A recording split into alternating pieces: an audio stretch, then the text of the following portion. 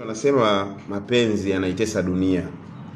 Kwa hiyo tumekuja na utatuzi kwa wewe mwana baba, mwana mama, mwana kaka, mwana dada. Haina haja kwenda kwa mganga wa kienyeji kuloga ili upendwe. Haina haja kwenda kwa mganga kuloga ili usikilizwe na mumeo au usikilizwe na mkeo. Hii jamani, fingerprint kwa lugha fupi unaweza kusema ni dawa ya mapenzi. Kwa lugha fupi kabisa unaweza kusema ni dawa ya mapenzi.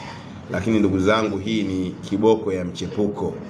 Hii ni kiboko ya mchepuko. Kwa wale wanandoa ambao ndoa zao hazina fingerprint, hazina loki, kwa hiyo hii ni kiboko kabisa. Kwa wewe ni mwanandoa unahitaji kutia loki kwenye ndoa yako, loki yenyewe tena iwe ni fingerprint.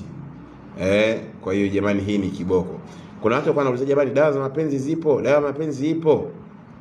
Hii ndiyo dawa ya mapenzi yenyewe. Nafikiri ukiiona na ukiitazama inaakisi kile ambacho unakifikiri.